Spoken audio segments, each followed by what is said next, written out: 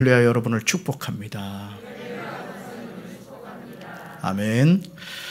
오늘 느헤미야 13장 15절부터 22절까지 말씀으로 안식일을 거룩하게 하라, 안식일을 거룩하게 하라, 이런 제목으로 말씀의 은혜를 나누고자 합니다. 사도 요한은 요한복음 4장 24절에서 참된 예배의 내용을 전하고 있습니다. 같이 읽습니다. 하나님은 영이시니 예배하는 자가 영과 진리로 예배할지니라. 아멘. 하나님은 영이십니다. 그러므로 예배하는 사람은 누구나 영적인 진실한 예배를 주님께 드려야 합니다.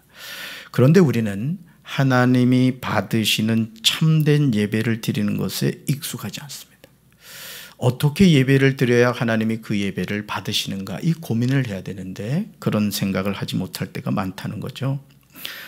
그런데 우리는 이런 것에 대한 고민을 안 하다 보니까 하나님이 예배를 받으신다는 개념을 이해하지 못하고 있습니다. 그 예배 드리면 되는 거지, 뭐 하나님이 그 예배를 뭐 받고 안 받고 어디 있어, 이제 이런 생각을 할 수 있다는 것이죠. 창세기 4장에서 두 사람의 예배를 보게 됩니다. 그런데 한 사람의 예배는 하나님이 받으시는데 한 사람의 예배는 하나님이 받지 않으십니다. 여기서 우리가 주목해야 하는 것은 하나님의 예배를 받으실 때 그 사람과 재물을 겸하여 보신다는 거예요. 아주 중요한 포인트입니다. 우리가 하나님께 예배를 드릴 때 하나님은 단순히 우리 자신만 보는 게 아니라는 거예요. 또 우리가 하나님께 드리는 물질만 보는 것이 아니라는 거죠. 사람과 뭐를 겸하여 보신다? 재물을 겸하여 보신다. 자, 창세기 4장 2절부터 5절 같이 읽습니다. 그가 또 가인의 아우 아벨을 낳았는데 아벨은 양치는 자였고 가인은 농사하는 자였더라. 세월이 지난 후에 가인은 땅의 소산으로 제물을 삼아 여호와께 드렸고 아벨은 자기도 양의 첫 새끼와 그 기름으로 드렸더니 여호와께서 아벨과 그의 제물은 받으셨으나 가인과 그의 제물은 받지 아니하신지라. 가인이 몹시 분하여 안색이 변하니. 아멘. 아벨은 양을 치는 사람이었고 가인은 농사하는 사람이었습니다. 세월이 지난 후에 가인은 농사를 짓는 사람이었기에 당연히 뭐로 하나님께 드렸을까요? 뭐로? 땅의 소산으로 제물을 삼아 하나님께 드립니다. 아벨은 양을 치는 사람이었기에 당연히 양의 첫 새끼와 그 기름을 드리죠. 그런데 문제는 아우 아벨과 형 가인이 드린 제물에 대한 하나님의 반응이 달랐다는 거예요. 여기에 문제가 있는 거죠. 말씀 같이 읽습니다. 여호와께서 아벨과 그의 제물은 받으셨으나 가인과 그의 제물은 받지 아니하신지라. 아멘. 그렇다면 하나님은 아벨과 가인의 제물을 다 받지 않으셨습니까? 두 가지로 나눠볼 수 있는데요. 첫째는 아벨과 그의 제물은 뭐 하셨다? 받으셨다. 근데요, 두 번째, 가인과 그의 제물은 받지 아니하셨다는 거죠. 자, 아벨과 가인이 하나님께 뭘 했죠? 예배를 드렸습니다. 예배를 드리는 가운데 제물을 이제 겸하여 드렸는데 아벨의 그 제물과 아벨은 받으셨는데 가인과 가인의 제물은 받지 않으셨다는 거예요. 여기서 우리가 주목해야 하는 점은 하나님은 단순히 제물을 받고 안 받고 하신 것이 아니라는 거죠. 제물을 바치는 사람도 보셨다는 거예요. 여기에 중요한 것이 있는 거죠. 아니, 어떻게 보면 제물보다 그 제물을 바치는 사람의 중심을 더 주목해 보신다는 거죠. 우리가 놓치기 쉬운 부분입니다. 우리가 하나님께 바치는 물질로 하나님의 마음을 살 수는 없습니다. 여러분, 혹여나 하나님께 어떤 헌물을 드리거나 또 헌금을 드림으로써 내가 하나님의 마음을 어떻게 해보겠다, 이런 마음 갖지 마세요. 절대 그럴 수 없습니다. 하나님은 그런 거에 사실은 흔들리는 분이 아니죠. 예수님은 누가복음 21장 1절로 4절에서 이런 사실에 관하여 분명하게 말씀합니다. 우리 같이 읽습니다. 예수께서 눈을 들어 부자들이 헌금함에 헌금 넣는 것을 보시고 또 어떤 가난한 과부가 2렙돈 넣는 것을 보시고 이르시되 내가 참으로 너에게 말하노니 이 가난한 과부가 다른 모든 사람보다 많이 넣었도다. 저들은 그 풍족한 중에서 헌금을 넣었거니와 이 과부는 그 가난한 중에서 자기가 가지고 있는 생활비 전부를 넣었느니라 하시니라. 아멘. 방금 시스템 에어컨 그 헌금을 무명으로 드린 분이 있는데 써놓으신 내용이 참 재미있어요. 적게 드려서 죄송합니다. 네, 적게 드려 죄송합니다. 여러분, 하나님 앞에 드리는 물질이 어떻게 적다고 하겠습니까? 이미 하나님이 마음을 받으신 줄로 믿습니다. 한 가난한 과부의 2렙돈보다 부자들이 헌금함에 더 많이 넣었습니다. 예수님도 그걸 알았어요, 몰랐어요? 알고 계셨어요. 그런데 예수님이 보신 것은 돈의 양이 아니라는 거죠. 부자와 한 가난한 과부가 가지고 있는 돈의 비중이 어떠냐 하는 거예요. 부자에게 100만 원과 가난한 사람에게 100만 원은 다르죠. 그렇죠? 뭐 수백억, 수조 원이 있는 사람에게 뭐 1, 2억하고 정말 가난한 사람에게 뭐 10만 원은 비교할 수 없는 어떤 그 가치가 있는 것이죠. 예수님의 말씀처럼 부자들은 풍족한 중에 헌금을 넣었습니다. 하지만 가난한 과부는 가난함에도 자기가 가지고 있는 생활비 전부를 헌금함에 넣은 것입니다. 예수님은 부자와 어떤 가난한 과부의 중심이 어디 있는지를 보신 거예요. 그러니까 여러분, 우리가 하나님 앞에 예배를 드릴 때도 그러고 헌물을 할 때도 그러고 뭘 할 때도 하나님이 가장 우선적으로 보는 게 뭐다? 우리의 중심이라는 거예요. 아멘이십니까? 그러니까 여러분들이 꾀꼬리 같은 목소리로 찬양을 한다 할지라도 그 찬양이 정말 하나님을 경외하고 하나님을 기뻐하는 마음으로 부르는 거하고 그냥 아름다운 목소리, 드러나는 목소리로 찬양하는 거하고는 다르다는 거예요. 그래서 우리가 항상 하나님 앞에 그런 마음가짐으로 우리가 모든 일을 임해야 될 줄로 믿습니다. 그러므로 하나님은 지금도 영과 진리로 예배하는 참된 예배자를 찾고 계세요. 참된 예배자. 요한복음 4장 23절 같이 읽습니다. 아버지께 참되게 예배하는 자들은 영과 진리로 예배할 때가 오나니 곧 이때라. 아버지께서는 자기에게 이렇게 예배하는 자들을 찾으시느니라. 아멘. 사랑하는 성도 여러분, 아버지께 참되게 예배하는 자들이 누굽니까? 영과 진리로 예배하는 자예요. 자, 참되게 예배를 하는 것이 있다면 반대 개념은 뭐가 있어요? 거짓되게 예배하는 자가 있다는 거죠. 그러니까 우리가 하나님 앞에 예배를 드릴 때, 또 기도를 할 때, 찬양을 할 때도 항상 우리가 이런 마음을 가져야 돼요. 주님, 제가 하나님께 드리는 이 기도가, 이 찬양이 참된 것이 되게 하여 주시옵소서. 하나님은 지금도 이런 예배자를 찾고 계시다는 거예요. 이런 예배 회복이 있어야 될 줄로 믿습니다. 우리 교회 모든 예배가 이런 예배가 돼야 되는 거예요. 그냥 뭐 우리끼리 모여가지고 뭐 좋다 이게 아니라 정말 하나님이 이 예배에 함께 하시고 이 예배를 통하여 영혼이 회복되고 정말 하나님의 일하심이 나타나는 그런 예배가 있어야 될 줄로 믿습니다. 느헤미야 13장 15절로 22절은 안식일 회복에 관한 내용이에요. 따라합시다. 안식일 회복에 관한 내용. 자, 느헤미야는 안식일을 지키는 일을 방해하는 모든 요소를 제거해 가는 것을 보게 됩니다. 그러니까 여러분, 우리가 하나님께 예배를 드림에 있어서 예배에 방해가 되는 것들은 다 정리를 해야 돼요. 정리를. 그러니까 우리 예배위원들, 예배 안내위원들은 주일이나 평소에도 늘 뭘 해야 되냐면은 예배당 안에 모든 것이 예배의 준비가 됐는가를 봐야 되는 거예요. 자, 한 가지 예를 봅시다. 앞에 이 악보대가 이래 있단 말이에요. 이게 이렇게 있으면 되겠어요? 이걸 누군가가 쓰지 않는다면 벽 쪽으로 가지런히 정리해 놓을 수가 있겠죠. 한 가지 예를 들어서 가는 거예요. 그러니까 여러분들이 예배 안내위원들이 그냥 뭐 오십시오 이게 아니라는 거예요. 우리 목회자들도 마찬가지인 거예요. 그래서 항상 여러분들이 예배당에 딱 들어오면은 뭐 잘못된 게 없는가, 뭐 예를 들어 어떤 물품이 뭐 삐뚤어져 있지 않는가, 예를 들어 헌금함도 여기 있으면 안 된단 말이에요.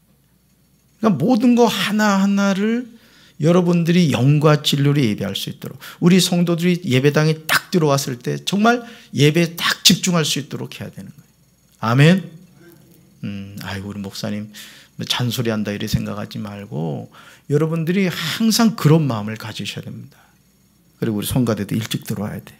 일찍 일찍 들어와서 미리 딱 앉아서 같이 찬양하고 10분 전엔 들어와야 돼. 오늘만 용서해 줄 거야. 그러니까 여러분들이 항상 그런 마음을 가지시기 바랍니다. 아멘이십니까? 하나님이 뭘 보신다고요? 우리 중심을 보신다. 이왕 우리가 예배를 드리러 왔으면 예배 준비해서 하나님이 받으시는 예배를 드려야 되지 않겠습니까? 그래요, 안 그래요? 그래서 안식일을 지키는 일을 방해하는 모든 요소를 제거해 가는 거예요. 왜? 안식일을 기억하여 거룩히 지키라고 하나님이 말씀하셨기 때문이죠. 느헤미야의 개혁 중심에 있어야 하는 제사장 엘리야십이 오히려 암몬 사람 도비야에게 하나님의 전에 큰 방을 내어준 것처럼 안식일을 지키는 일에 내적인 요소와 외적인 요소가 있습니다. 내적인 요소와 외적인 요소. 먼저 느헤미야 13장 15절을 보시면 안식일을 지킴에 있어서 내적인 문제가 나와요. 말씀 같이 읽습니다. 그때 내가 본즉 유다에서 어떤 사람이 안식일에 술투를 밟고 곡식단을 나귀의 시로 운반하며 포도주와 포도와 무화과와 여러 가지 짐을 지고 안식일에 예루살렘에 들어와서 음식물을 팔기로 그날에 내가 경계하였고. 아멘. 여기서 중요한 게 유다에서 어떤 사람이 이 부분이에요. 느헤미야가 하나님의 전과 그 모든 직무를 위하여 하나님의 전 곳간에 곡식과 포도주와 기름의 11조를 가져다 드리는 일을 하는 그 무렵에 유다에서 있어서는 안 되는 일이 일어난 거예요. 이건 외적인 문제가 아니라 유다 자체에 이런 일이 있었다는 거죠. 그것은 안식일에도 사람들이 술투를 밟고 곡식을 가져다가 나귀에 지어서 실어 나르며 포도주와 포도송이와 무화과 같은 것을 날라드린 거예요. 여러분, 안식일에 이런 일을 하면 돼요, 안 돼요? 안 되는 거예요. 안식일을 기억하여 거룩히 지키라고 했단 말이죠. 그런데 이런 일들이 지금 유다 안에서 일어나고 있었던 거예요. 안식일인데도 사람들이 이런 여러 가지 짐을 지고 예루살렘으로 들어오는 것이 느헤미야의 눈에 띄었어요. 느헤미야는 안식일에는 사고 파는 일을 절대로 하지 말라고 경고했습니다. 그 여러분이 방금 제가 여러분들이 듣기에 언짢을 수 있는 이야기를 한 것은 다른 게 아니에요. 제가 이 교회 담임 목사로서 우리가 하나님께 드리는 이 예배가 영과 진리의 예배가 되어야 되기 때문에 그렇습니다. 아멘이십니까? 그러니까 여러분들이 예배를 드림에 있어서도 이왕이면 여러분 아벨의 예배를 드려야지 가인의 예배 드리면 되겠습니까? 고마워요? 고맙지 않아요? 담임 목사가 이런 말 해주면 누가 이런 말 해주겠어? 커피라도 이따 한 잔 쏘셔. 그러니까 여러분, 우리가 하나님께 예배를 드림에 있어서 그런 마음가짐이 있어야 된다는 거예요. 생활의 필요에 의해서요, 교묘하게 안식일을 범하고 있었던 거예요. 생활의 필요에 의해서. 그러니까 여러분, 신앙생활은요, 가만히 뜯어보면은 충분히 타협할 수 있는 부분이에요. 뭐 그럴 수도 있지. 그러나 하나님은 그러지 말라 이거예요. 그러지 말라. 제가 사무엘상을 사실은 예배드리기 전에 이제 읽다가 왔습니다만, 여러분, 사울왕이 버림받은 건요, 우리가 합리적으로 보면 이해할 수 있는 겁니다. 네? 그런 얘기를 하잖아요. 아말렉을 진멸하라고 하나님이 명령하신다고. 그죠? 그랬더니 사울이 뭐라 그래요? 하나님께 제사 드리려고 백성들이 좋은 것은 남겨놨다 이거야. 합리적으로 보여? 합리적으로 보이지 않아요? 너무 합리적으로 보이는 거예요. 아, 그렇구나. 하나님께 좋은 것 드리려고 남겨놨구나. 근데 하나님의 명령은 뭐예요? 진멸하라는 거예요. 아주 그냥 완전히 제거해 버리라는 거예요. 그 타협 때문에 결국은 사울왕은 버림받습니다. 오늘 우리가 하나님께 예배드림에 있어서 마찬가지라는 거죠. 다음으로 느헤미야 13장 16절에서 안식일을 지킴에 있어서 외적인 문제가 나와요. 자, 좀 전에 내적인 문제가 나왔죠? 외적인 문제 같이 읽습니다. 또 두로 사람이 예루살렘에 살며 물고기와 각양 물건을 가져다가 안식일에 예루살렘에서도 유다 자손에게 팔기로. 아멘. 느헤미야 13장 15절에서는 유다에서 어떤 사람이 안식일에 예루살렘에서 들어와서 음식물을 파는 일을 했다는 거예요. 그렇죠? 유다에서 어떤 사람이라 했어요. 그러니까 내적인 거죠. 그런데 이번에는 16절 보면 두로 사람이 아예 예루살렘에서 살면서 물고기와 갖가지 물건을 예루살렘으로 들여다가 유다 백성이 팔았던 거예요. 두로 사람은 이방인이잖아요. 그러니까 유대인의 내적인 문제와 이방인의 외적인 문제가 동시다발적으로 일어나고 있었던 거예요. 느헤미야는 이런 모습을 보고 17절과 18절에서 유다의 모든 귀인들을 꾸짖습니다. 말씀 같이 읽습니다.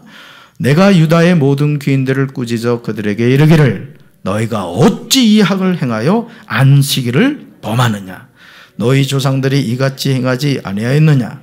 그래서 우리 하나님이 이 모든 재앙을 우리와 이 성읍에 내리신 것이 아니냐. 그럼에도 불구하고 너희가 안식일을 범하여 진노가 이스라엘에게 더욱 심하게 임하도록 하는도다 하고. 아멘. 지금 느헤미야가 유다의 모든 귀인들을 꾸짖으며 말하는 그 핵심 내용이 무엇입니까? 네 가지로 볼 수 있어요. 첫째, 너희가 어찌 이 악을 행하여 뭘 범하느냐? 안식일을 범하느냐. 여러분, 사실은요, 주목해서 보지 않으면 충분히 이해할 수 있는 일이란 말이에요.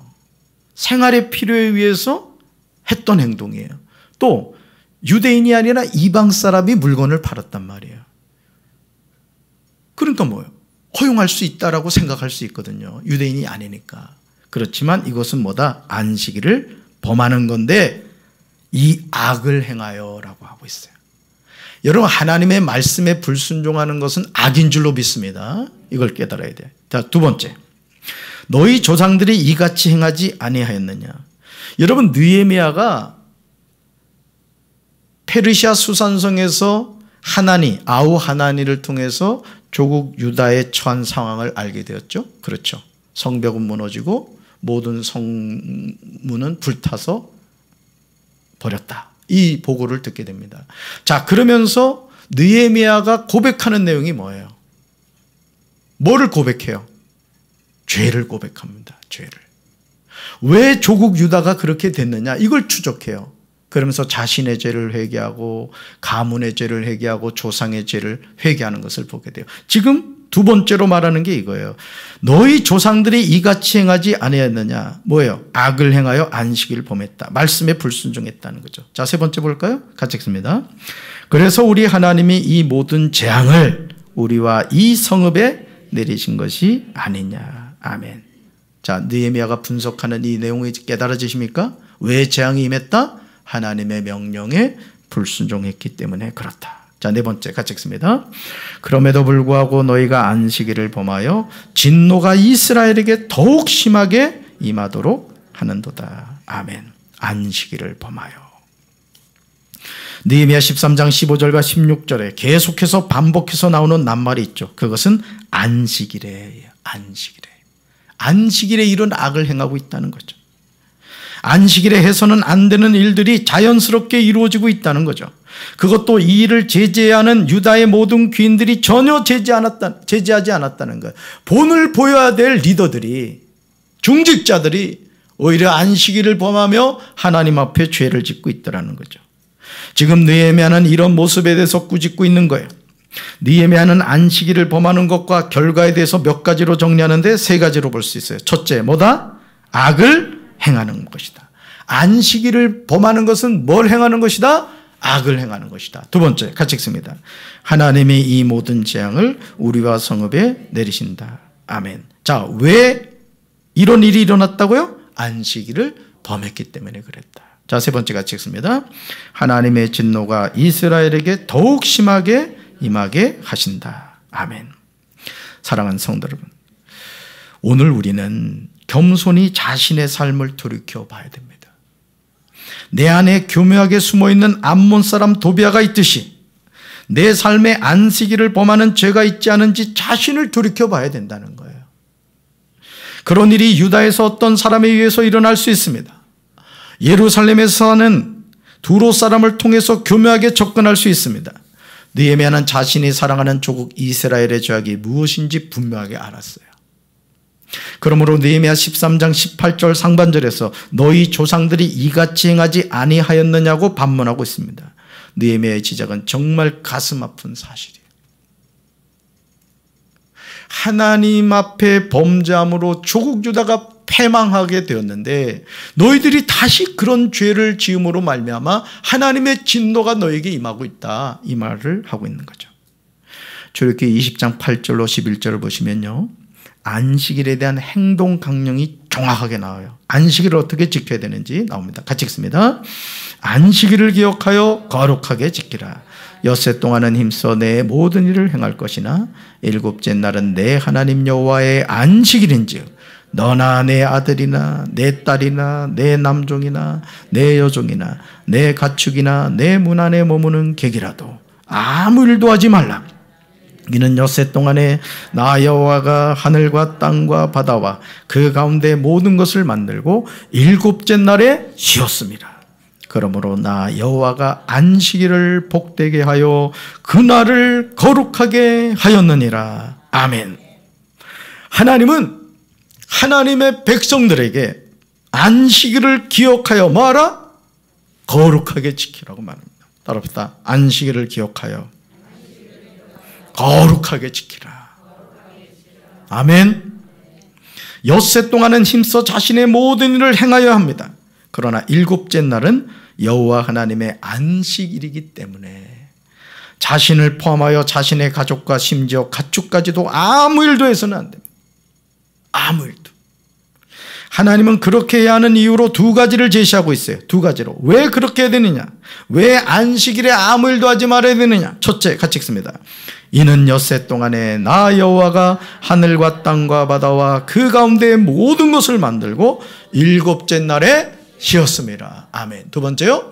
그러므로 나 여호와가 안식일을 복되게 하여 그날을 거룩하게 하였느니라. 아멘.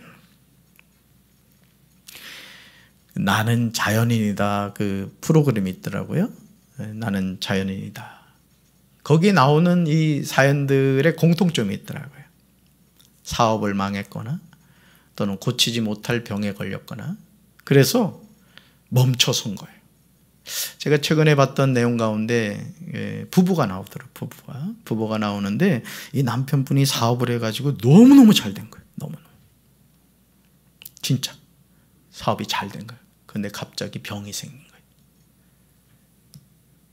그래서 그 잘 되는 사업을 내려놓고 산으로 들어가가지고 땅을 사가지고 거기다 저 푸른 초원에 그림 같은 집을 짓고 사랑하는 아내와 함께 두 분이 살더라고요. 그러면서 건강이 회복되고 자신의 인생을 이렇게 새로운 인생을 살아가는 그 이야기를 하더라고요. 그러면서 그분이 그런 얘기를 하더라고요. 사실 자신이 뜻하지 않은 병이 들었을 때 좀 억울한 생각이 들었대요. 왜 나에게 이런 일이 일어났을까? 그리고 너무너무 사업이 잘 됐다는 거예요.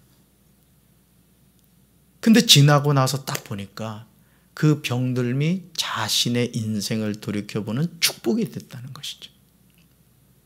그렇다고 일부러 병들지 마시기 바랍니다. 그냥 깨달으면 되는 거예요. 깨달음. 느헤미야 13장 19절에서 느헤미야는 안식일을 범하지 못하게 해요. 성문을 닫아버려요.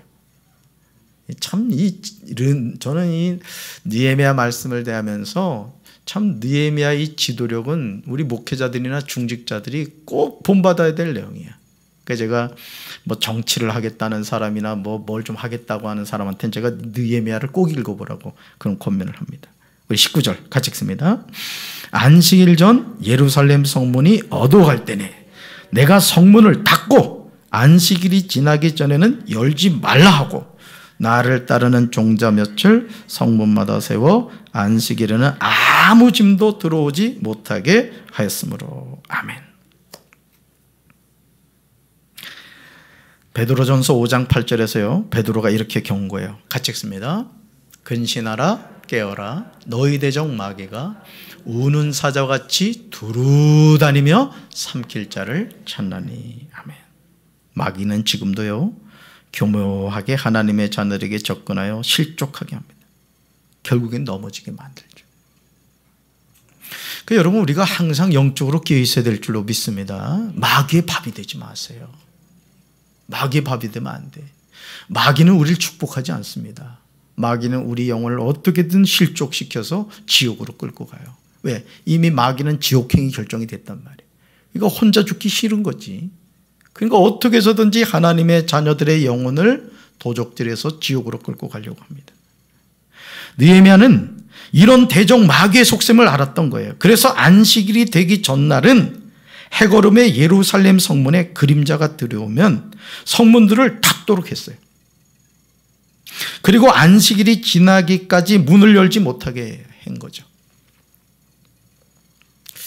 그래서 제가 가끔 그런 생각을 합니다. 예배 늦는 분들 있다고 그랬잖아요. 5분 늦는 분은 꼭 5분 늦고, 아주 너무 정확해. 10분 늦는 분은 꼭 10분 늦어. 그래서 앞으로 예배 시간이 딱 되면은 저 문을 닫아버릴까 이런 생각도 내가 해요. 천국문이 거기다 써놓는 거예요. 천국문이 닫혔습니다. 돌아가시오. 여러분, 우리가 하나님 앞에 이런 작은 태도부터 고쳐야 됩니다. 아멘. 이게 여러분 이걸 우습게 생각하면 안 돼요. 여러분 스스로가 그런 태도나 자세, 말하는 거 이런 거를 자꾸 여러분 스스로 다듬어 가야 돼요. 어떻게? 하나님의 자녀답게. 자, 보세요. 느헤미야가 어떻게 했다고요? 예루살렘 성문을 그냥 닫아버린 거예요. 아주 원천봉쇄를 해버린 것이죠. 느헤미야는 자신을 돕는 젊은이들을 성문마다 세워서 안식일에는 아무것도 드리지 못하게 한 거예요. 아주 원천봉쇄를 한 거예요. 원천봉쇄를.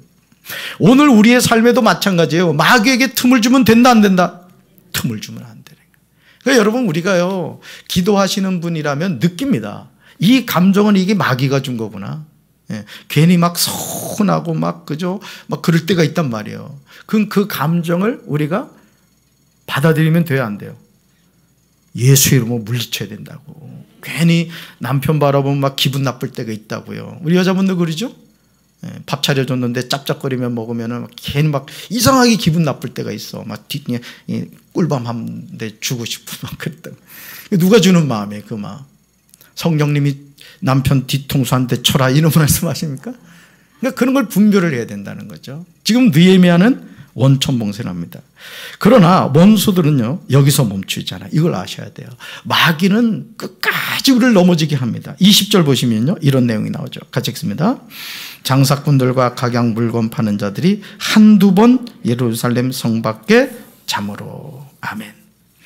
느헤미야가 젊은 사람들을 세워 철동같이 성문을 지키도록 하였어요. 그런데도 느헤미야가 그렇게 한 뒤로 장사하는 이들과 갖가지 물건을 파는 상인들이 예루살렘 성 밖에서 자는 일이 한두 번 있었다는 거예요. 항상 기회를 노리고 있는 거예요. 그래서 믿음이 연약한 사람, 정말 급박하다고 느낀 사람은 그 사탄이 놓은 그 덫에 걸려드는 거예요. 은밀하게 가서 물건을 사오는 거지. 안식일을 범하게 만드는 거예요. 느헤미야는 성문을 닫고 안식일이 지나기 전에 열지 않는 것으로 끝나지 않았어요. 느헤미야 13장 21절에서 예루살렘 성 밖에 자면서 기회를 노리고 있는 장사꾼들과 각양 물건 파는 자들에게 직접 경계하여 말합니다. 완전히 싹을 제거한 거예요. 여러분, 오늘 우리가 신앙생활함에 있어서도 악은 모양이라도 본받지 마시길 바라요. 아멘이십니까? 버릴 것은 버리셔야 되는 거예요. 그것이 우리가 믿음 안에서 승리하는 신앙생활인 줄로 믿습니다. 우리 21절 같이 읽습니다. 내가 그들에게 경계하여 이르기를 너희가 어찌하여 성 밑에서 자느냐 다시 이같이 하면 내가 잡으리라 하였더니 그후부터는 안식일에 그들이 다시 오지 아니하였느니라. 아멘. 지금 느헤미야가 꾸짖는 내용이 무엇입니까? 그것은 예루살렘 성 밖에 자면서 호시탐탐 성 안으로 들어와서 물건을 팔려고 하는 이들을 완전히 쫓아낸 거예요. 귀신은 쫓아내야 될 줄로 믿습니다. 그렇습니다. 느헤미야의 경고는 구체적이죠. 오늘 우리에게 이런 결단과 경고가 필요해요. 같이 읽습니다. 어째 당신들은 성 밑에서 잠을 자고 있어. 다시 한 번만 더 그렇게 하면 잡아드리겠어. 아멘. 강원도 버전으로 하면은 이럽니다. 너 자꾸 그러면 죽어. 강원도 버전이에요. 이게 엄지 손가락 내면서 죽어 이런데 지금 그러고 있는 거예요. 느헤미야가 그렇게 했듯이 그 다음부터 안식일에는 그들이 한 번도 나타나지 않았어요. 이게 중요한 거예요. 그러니까 처음 결단이 어려운 것이죠. 버릴 것을 버리고 믿음의 결단을 하면 마귀가 야, 더 이상 여긴 안 되겠다. 떠나자. 그러게 된다는 거예요. 이 신천지도 그렇다고 합니다. 신천지도 이제 조만간 제가 신천지 관련해서 강사를 모셔서 세미나를 하려고 합니다만은 이 신천지도요, 이 교회 가가지고 뭐 10년, 뭐 15년 오랫동안 잠복하는 경우가 많습니다, 사실은. 그래서 담임 목사의 신임을 얻어서 심지어는 중직자가 되기도 하고, 심지어는요, 신학교도 보내요, 신천지에서. 그래서 정식 안수까지 받게 해요. 그니 누가 그 의심을 하겠어요? 근데 이 신천지에서도 교회 안에서 이 이단 세미나를 하고 또 교인들에게 이 이단에 대해서 주의하십시오라고 이렇게 교육하고 하잖아요. 그러면 그 신천지에서 그런다는 거예요. 그 교회는 지뢰밭이라고 하는데, 지뢰밭. 그게 떠나간다는 거예요. 우리 교회는 지뢰밭이 돼야 될 줄로 믿습니다. 그래서 혹여나 여러분 신앙생활 하면서 뭐 성경 공부하러 가자, 뭐 이상한 소리 하는 사람 있으면 꼭 담임 목사한테 얘기하셔야 돼요. 아멘. 그게 여러분 영혼을 살리는 겁니다. 제가 며칠 전에도 그 매스컴 봤더니요, 애가 둘인 엄마가, 여자가 신천지에 빠진 거야. 세상에 남편이 신천지 저기 앞에 가가지고 무릎을 꿇고 우리 아내 좀 돌려달라고 했더니 집에 돌아갈 생각이 없다는 거예요. 그러니까 여러분 이단이 극악한 게 뭐냐면 가정을 파괴한다는 거예요. 가정을. 남편도 없고 자식도 없어요. 그게 온전한 복음입니까, 여러분? 그러니까 여러분 정신 차리시길 바랍니다. 정말 우리 교회 안에 하나님의 교회든 뭐 JMS든 하여간 좀 수상하다 싶으면 바로 신고하세요. 그래서 제가 개인적으로 조용히 불러서 훈계하고 그 말 듣지 않으면 아주 제명을 시켜버리려고 해요. 왜냐하면 그게 여러분들이 영혼을 살리는 겁니다. 사과도요, 사과 박스에 썩은 게 하나 있잖아요. 그건 그 박스가 다 썩습니다. 여러분 영혼을 팔아먹지 마시기 바래요. 할렐루야. 자 보세요. 우리가 거룩한 안식일을 지키는데 방해하는 요소가 무엇입니까? 무엇이 우리가 안식일을 범하게 하고 있습니까? 유다에서 온 어떤 사람입니까? 아니면 예루살렘에 살며 물건을 파는 두로 사람입니까? 아니면 예루살렘 성 밖에 자는 사람입니까? 이제 안식일을 지키지 못하도록 우리를 흔드는 요소를 완전히 제거해야 될 줄로 믿습니다. 예배를 방해하는 것들은 여러분 스스로가 정리해야 되는 거예요. 그래야만 영과 진리의 예배를 통해서 하나님께 예배를 드리게 될 줄로 믿습니다. 우리는 하나님이 찾으시는 예배자로 서야 됩니다. 하나님은 지금도 그런 예배하는 사람을 찾고 계십니다. 우리 교회 모든 성도가 거룩한 예배자가 되길 주님의 이름으로 축원합니다. 느헤미야 13장 22절에서 느헤미야는 14절과 같은 놀라운 고백을 해요. 같이 읽습니다. 내가 또 레위 사람들에게 몸을 정결하게 하게 하고 와서 성문을 지켜서 안식일을 거룩하게 하라 하였느니라. 내 하나님이여 나를 위하여 일도 기억하시옵고 주의 크신 은혜대로 나를 아끼시옵소서. 아멘. 느헤미야는 예루살렘 성문을 지키는 것으로 개혁을 끝내지 않았습니다. 개혁의 선봉에서 영적으로 이끌어가야 할 사람들을 정결하게 해요. 우리가 자칫 느헤미야를 보면서 느헤미야가 52일 만에 성벽을 재건했대, 불타버린 성문짝을 달았대, 여기 주목하기 쉬운데 그게 중요한 게 아니라는 거예요. 느헤미야의 중심은 왜 이스라엘이 망했느냐 이거를 추적하고 들어가는 거예요. 그러는 가운데 무너진 성벽을 재건하고 불타버린 문짝을 달았던 거예요. 그리고 궁극적으로 느헤미야가 추구하고자 했던 건 뭐예요? 예배 회복이었던 거예요. 예배 회복. 우리 교회도 마찬가지입니다. 지금 뭐 시스템에 공공사 한다고 그게 중요한 게 아니에요. 왜 그렇게 하느냐 이거예요. 우리가 하나님 앞에 영과 진리로 예배드리기 위해서 그런 거예요. 아멘이십니까? 여러분 이걸 아셔야 돼요. 그러니까 담임 목사님이 이런 뜻으로 이 일을 진두지휘해 가시는구나, 그걸 아셔야 된다는 거예요. 느헤미야 13장 9절에서 하나님의 전의 방을 정결하게 하는데 이제 22절에서 레위 사람들을 정결하게 합니다. 첫째는 건물을 정결하게 했고 두 번째로는 그 건물에서 일하는 사람을 정결하게 했다는 거예요. 느헤미야가 레위 사람들에게 행한 일을 세부적으로 보면 내용이 더욱 명확해요. 세 가지예요. 첫째, 같이 읽습니다. 몸을 정결하게 해야 합니다. 두 번째, 성문을 지켜야 합니다. 세 번째, 안식일을 거룩하게 해야 합니다. 아멘. 몸은 내적인 성결을 의미합니다. 성문은 외적인 성결을 의미해요. 내적인 성결과 외적인 성결이 이루어질 때 안식일은 거룩하게 지켜지는 거예요. 느헤미야는 이런 영적인 비밀을 잘 알고 있었던 거예요. 오늘 우리도 이런 비밀을 깨달아야 될 줄로 믿습니다. 그러므로 느헤미야는 느헤미야 13장 20절 하반절에서 하나님께 간절하게 기도해요. 같이 읽습니다. 내 하나님이여, 나를 위하여 이 일도 기억하시옵고 주의 크신 은혜대로 나를 아끼시옵소서. 아멘. 느헤미야의 당당한 기도가 정말 놀랍지 않습니까? 두 가지요. 첫째, 내 하나님이여, 같이 읽어요. 나를 위하여 이 일도 기억하옵소서. 두 번째요, 주의 크신 은혜대로 나를 아끼시옵소서. 아멘. 오늘 우리는 구약에서 말하는 안식일이 아니라 주일을 지키고 있습니다. 그 이유는 예수님이 안식일의 주인이시고 구약의 율법을 완성하셨기 때문이에요. 여러분이 구약 39권을 읽으면서 그 구약 39권은 누구를 가리킨다 했어요? 예수를 가리킨다 그랬어요. 그 예수가 신약에 오셨단 말이에요. 그래서 말씀이 육신이 되어 오신 예수님이 구약 39권의 말씀을 풀어서 설명하면서 그 예수가 나다, 그 구원자가 나다, 이렇게 말씀하셨어요. 자, 안식일을 완성하신 분도 누구다? 예수님이시다. 그래서 예수님이 안식일에 제자들이 밀밭 사이로 걸어가면서 밀이삭을 잘라 먹으니까 바리새인들이 막 뭐라고 하잖아요. 그러니까 뭐라 그래요? 인자는 안식일의 주인이다, 이렇게 말씀하시는 것을 보게 되죠. 말씀이 육신되어 이 땅에 오신 예수님이 십자가에서 참된 안식을 완성하셨습니다.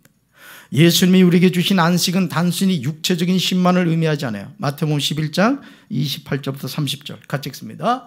수고하고 무거운 짐진 자들아 다 내게로 오라. 내가 너희를 쉬게 하리라. 나는 마음이 온유하고 겸손하니 나의 멍에를 메고 내게 배우라. 그리하면 너희 마음이 쉼을 얻으리니 이는 내 멍에는 쉽고 내 짐은 가벼움이라 하시니라. 아멘. 예수님은 무거운 짐에서 쉼만을 주신다고 하지 않으셨습니다. 우리 마음이 쉼을 얻게 해주신다고 약속하셨어요. 여러분, 이 세상에서 우리의 마음에 쉼을 주시는 분이 누구겠습니까? 예수님이신 줄로 믿습니다. 이런 쉼을 주시려고 십자가를 지신 거예요. 그리고 주일 새벽에 부활하셨습니다. 그래서 이제 우리는 금요일 저녁부터 토요일 저녁까지 진행되는 안식일이 아니라 주님이 부활하신 주일을 지키고 있는 거야. 왜? 안식일을 완성하신 분이 누구니까? 예수시니까. 그래서 그 예수님이 부활하신 주일, 더 로드스데이, 주일을 지키는 거야. 믿으십니까? 그러므로 예수님이 우리에게 주신 참된 안식일, 즉 주일을 기억하여 거룩하게 지키는 삶을 살아야 돼요. 그래서 구약에서 말하는 안식일의 정신을 가지고 우리가 주일을 지키는 거예요. 아멘? 여러분, 그걸 깨달으셔야 돼요. 이 쉼은 예수님의 멍에를 메고 예수님에게 배워야 됩니다. 그리하면 마음의 쉼을 얻는 거예요. 이 일을 위해서 우리는 몸을 정결하게 해야 합니다. 그래서 여러분들이요, 토요일에는 주일 준비를 해야 되는 거예요. 제가 우리 전도사님들하고도 토요일 모여서 이렇게 회의를 할 때 주일 준비를 늘 체크합니다. 내일 주일날 어떤 행사가 있거나 할 때 그걸 제가 점검을 해요. 여러분도 마찬가지입니다. 주일을 준비하기 위해서 미리 내일 입고 갈 옷이나 신발 이런 것도 다 준비를 해 놓으셔야 되는 거예요. 우리 아내들이 특별히 더 신경 쓴다면은, 만약에 남편이 양복을 입고 간다면 양복과 와이셔츠와 넥타이를 미리 딱 준비해가지고, 여보 내일 예배 드릴 때 이거 입고 가세요. 이러면은 남편이 얼마나 감동받겠어요. 여러분들 앞으로 그런 마음 가지시기 바랍니다. 그래서 하나님께 드려지는 예배를 준비하셔야 된다는 거예요. 그리고 샤워도 하시오. 토요일날은 꼭 샤워도 하셔서 이렇게 신경을 쓰시라고요. 그리고 성문을 지켜야 돼요. 그렇게 할 때 참된 안식일을 거룩하게 하는 것이죠. 저는 우리 사랑하는 성도 여러분들이 이런 안식일의 정신을 잘 회복해요. 이제 거룩한 주일을 영과 진리로 잘 드릴 수 있는 우리 성도들 되기를 주님의 이름으로 축원합니다. 가슴에 손 얹겠습니다. 좋으신 하나님 감사합니다. 우리 예수님이 안식일을 완성하러 오셔서 이제 우리는 예수님이 부활하신 주일을 지킵니다. 우리가 거룩한 주일을 지킬 때마다 준비된 거룩한 예배자가 되게 하여 주시고, 예배를 방해하는 모든 요소를 성령의 불로 태워주시고 우리가 믿음의 결단을 할 수 있도록 도와주시옵소서. 이제는 우리 주 예수 그리스도의 크신 은혜와 하나님 아버지의 한없는 사랑과 성령님의 교통하심이 거룩한 안식일을 지키며 살아가기 원하는 사랑하는 주의 백성들 위해 이제부터 영원토록 함께 하시기를 간절히 축원하옵나이다. 아멘.